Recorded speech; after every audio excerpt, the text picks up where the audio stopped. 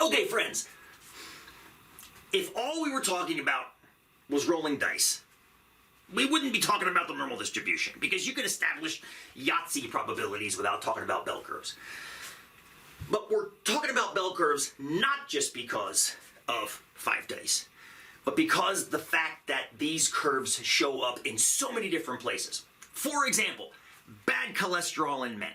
If you take a look at LDL readings, they tend to have a typical average reading near the center of the distribution, and then the numbers tail off left to right in a somewhat predictable and now recognizable shape.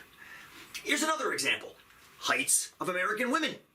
Again, an average height, centrally located, and then a somewhat predictable tailing off as we move left to right. Here's one we're going to look at later today.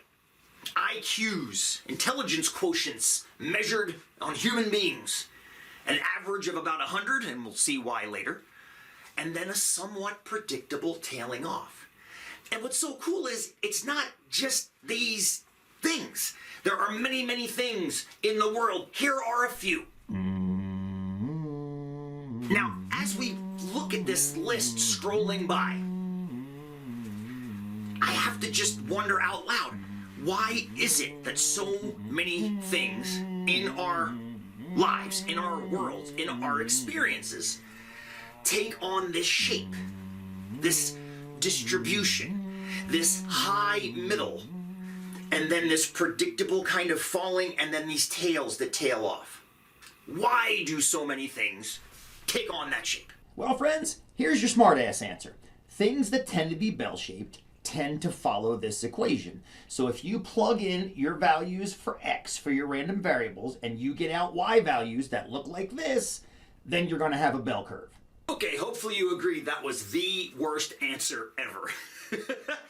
Now, I spent a lot of time in my 25 years of teaching math thinking about why so many things show up looking bell-shaped.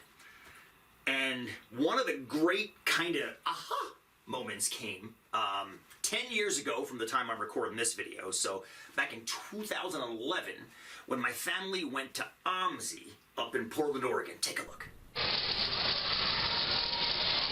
Now, if you've never been to OMSI, they've got a really, really cool display up there that involves carting little tiny white balls in a conveyor belt. We'll see that in a second. Up to the top of this plexiglass kind of set of windows with pegs in between. And then they drop them at the top, and you cut. Oh wait, let's let Max explain. And then they go all way down those black things and all way around. Oh yeah? For those not fluent in 4-year-old, I think what he was saying was they took the balls and they take them to the top, they drop them in the middle, and then they bounce all the way down, which is exactly what's going on.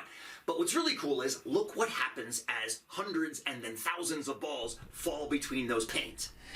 Okay, so here you can see the little conveyor that's yarding the balls to the top. Now what I want you to do here is look at the frequency with which the balls are being added to the bins. They've got the bins spaced out. We're going to talk about those bins today too. Do you see how near the middle there's balls that are dropping in those middle bins really, really, really frequently, but in the tails, not so much? Check out what happens as we add even more and more balls to the mix over time. Okay, here's a bunch of time later, and you can see that more balls have kind of entered the game. Oh, there's my wife, Jen. She's a math geek just like me, but a far, far better dresser. Anyway, more balls have entered this kind of conveyor system. And the frequencies are still there, right? More balls are falling near the middle, and fewer are falling off at the tails. But what's so cool is that shape is beginning to show up again.